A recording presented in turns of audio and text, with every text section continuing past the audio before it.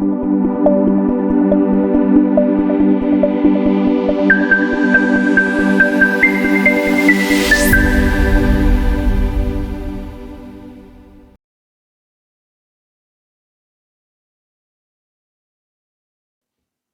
à tous et bienvenue dans cette nouvelle leçon d'algorithmique. Aujourd'hui, nous allons voir la lecture et l'écriture. Supposons que nous avons l'algorithme suivant. Ça se voit bien qu'il s'agit d'un algorithme qui exécute l'opération d'addition de deux entiers A et B, qui ont respectivement les valeurs 10 et 20. Le résultat de l'addition sera affecté à l'entier C. Bien entendu, un tel algorithme ne sert pas à grand chose, car on sait tous que la somme de 10 et 20 donne 30, et en plus, à chaque fois qu'on exécutera l'algorithme ou le programme qui en sera la concrétisation, on obtiendra toujours 30. Un programme informatique est vraiment utile quand il peut interagir ou dialoguer avec l'utilisateur. Notez bien qu'on désigne par utilisateur la personne qui exécute le programme et il ne s'agit pas forcément du programmeur lui-même. Cette interaction est traduite de la façon suivante. Le programme affiche les messages à l'écran pour que l'utilisateur puisse les lire et l'utilisateur soumet au programme des données qu'il a saisies afin de les traiter.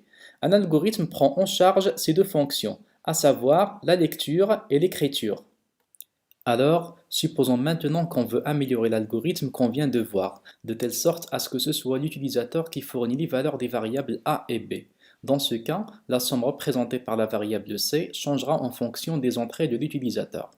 Premièrement, il faut demander à l'utilisateur de fournir les données nécessaires à l'exécution de l'opération souhaitée, à savoir les valeurs des variables A et B. Pour ceci, on va afficher à l'écran un message qui exprime cette demande de la manière suivante. Le message « Veuillez entrer un nombre entier » sera affiché et l'utilisateur sait désormais qu'il doit renseigner la valeur de la première opérande qui est représentée par la variable A. Notez que le message entre les parenthèses est appelé une chaîne de caractères.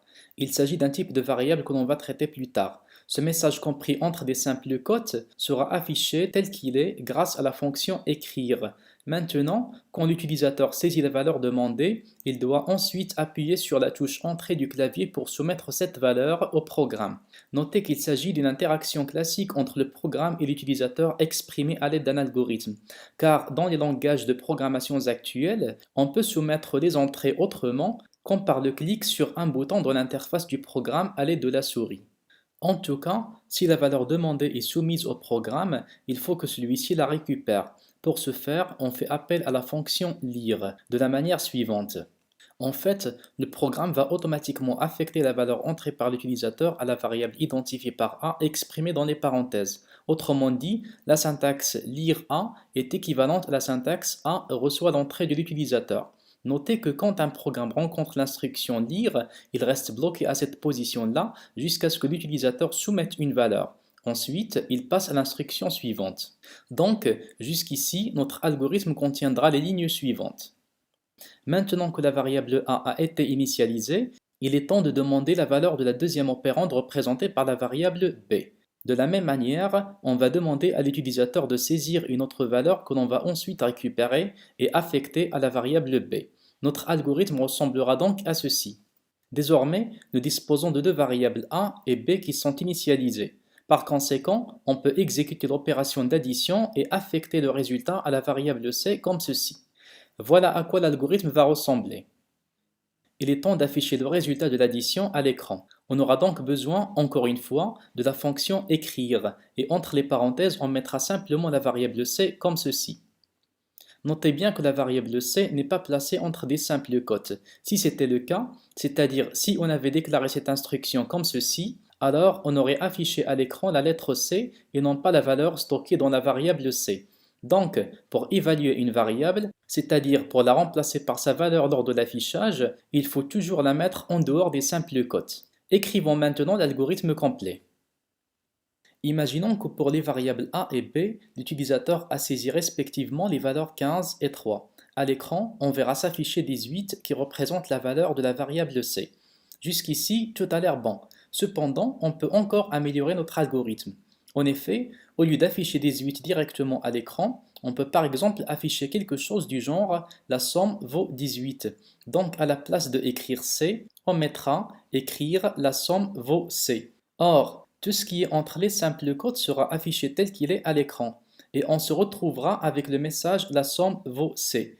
Il faut donc faire sortir la variable C des simples quotes tout en la concaténant avec le message qui la précède pour afficher un seul texte uni. Dans le monde de la programmation, le terme concaténation désigne le fait de coder deux ou plusieurs chaînes de caractères pour donner naissance à une seule et unique chaîne de caractères plus grande.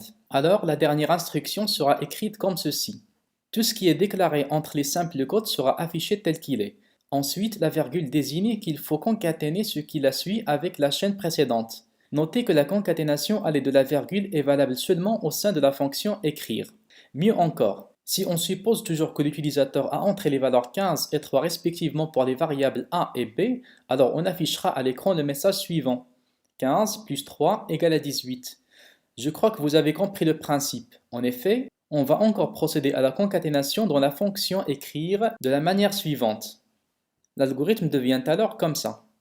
Si on veut maintenant utiliser seulement deux variables au lieu de 3 pour cet exemple, alors on peut représenter notre algorithme comme ceci. Donc, au sein même de la fonction écrire, nous avons exécuté l'opération d'addition. Notez que la fonction lire peut lire plusieurs valeurs à la fois. Autrement dit, il peut affecter les valeurs entrées respectivement par l'utilisateur aux variables dans l'ordre de leur déclaration entre les parenthèses. L'algorithme précédent peut donc s'écrire ainsi. Récapitulons. La fonction écrire permet d'afficher un message à l'écran. On peut y mettre des chaînes de caractères ou des variables, voire les deux en les concaténant à l'aide de la virgule. La fonction lire permet de récupérer l'entrée de l'utilisateur en l'affectant à la ou les variables qui y sont listées. Ça sera tout pour cette leçon. Merci pour votre attention et à la vidéo prochaine.